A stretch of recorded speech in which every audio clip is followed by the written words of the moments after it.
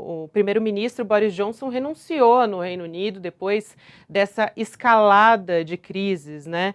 Então, ele ascendeu ao poder aí por meio de uma imagem de bufão com os cabelos, aí a Folha, né, o Daigo Oliva fazendo uma matéria retratando como foi o primeiro-ministro do Reino Unido assumindo essa posição, que agora está renunciando nessa quinta-feira. Teve aí uma avalanche de crises, né? E abandonado por aliados. Ele ainda tentou permanecer no cargo, aliás, está tentando, né? Ainda tenta permanecer no cargo, até que um novo líder do Partido Conservador seja escolhido, o que deve acontecer nos próximos meses, mas a possibilidade é rechaçada pela oposição de trabalhistas e também por alguns membros da própria legenda do primeiro-ministro. O processo de escolha de um novo líder deve começar, de acordo com Boris, em frente ao número de Downing Street. E hoje indiquei um novo gabinete para servir, assim como eu farei até a escolha acontecer. Já vi uma especulação, né, que a derrocada aconteceria antes, mas o Boris Johnson sobreviveu a uma série de crises e a saída agora se deve menos a um caso específico, mas ao acúmulo das controvérsias.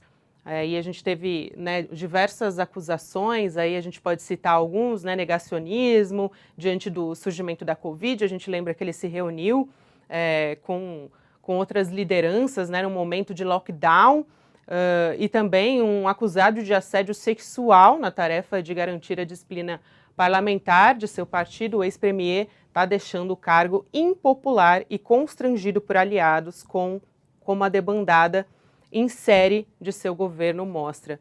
Josias, o primeiro-ministro aí, né, agora um ex-primeiro-ministro, né, pelo jeito, mas que ainda permanece aí no cargo até uma outra liderança assumir, ele que há exatamente um mês tinha vencido uma moção de desconfiança e não deixaria, né, naquele momento, né, um mês atrás ele não tinha deixado o cargo, agora não conseguiu resistir realmente, né, Josias, quer comentar O sobre Boris isso Johnson, também? sem dúvida, o Boris Johnson vinha enfrentando um desgaste crescente.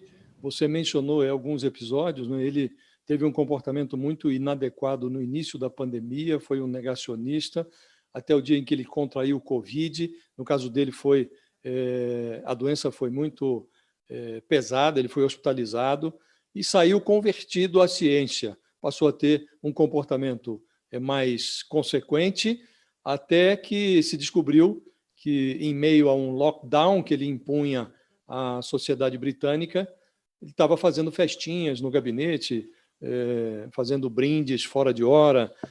Então, ele vinha tendo o desprestígio dele era crescente. Enfrentou uma moção de desconfiança, conseguiu vencer numa votação muito apertada, e agora ele estava sendo pressionado a renunciar num caso, num escândalo que envolve assédio sexual. Veja só, nós estamos vivendo um caso análogo no Brasil também. Nós vivenciamos aqui um caso de assédio sexual na Caixa Econômica Federal. Aqui o presidente da República, o Bolsonaro, age, menospreza o episódio, silencia sobre o assédio, que é um crime, não é? Ele se abstém de se solidarizar com as mulheres que denunciam o assédio e nada acontece. No Reino Unido é diferente, o assédio é levado a sério.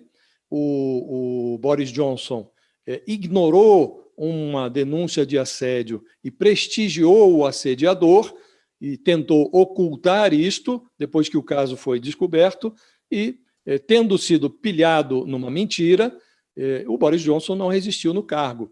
Ele tentou ainda permanecer no cargo, mas não resistiu, está caindo. Ele renuncia porque isto facilita a vida do Partido Conservador, porque se houvesse a convocação de novas eleições, o risco de o Partido Conservador perder a posição majoritária que tem hoje no parlamento era muito grande. Então, com a renúncia, o próprio partido pode administrar a substituição do Boris Johnson.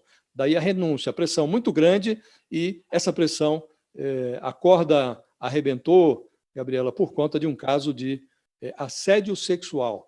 É muito ilustrativo este episódio que ocorre no Reino Unido, muito ilustrativo para os brasileiros. Em outras partes do mundo, assédio sexual é levado a sério. No Brasil, nem tanto. Só aqui para a gente também contextualizar, o parlamentar que foi nomeado, né, foi o Chris Pincher, que é um conservador ali, que renunciou também na semana passada, e ele reconheceu que apalpou 2 homens, dizendo aí que ele estava embriagado.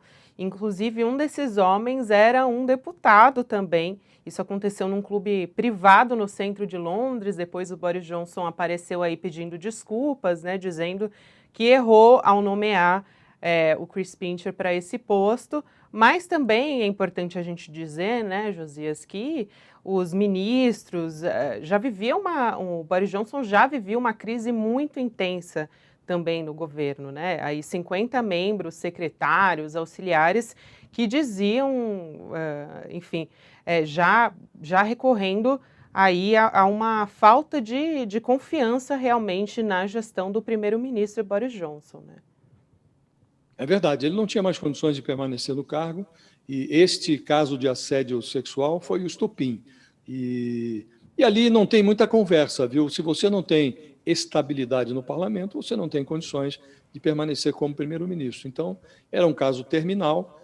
O caso de assédio escancarou a porta para que o Boris Johnson renunciasse. Ele não tinha mais a menor condição de permanecer como primeiro-ministro.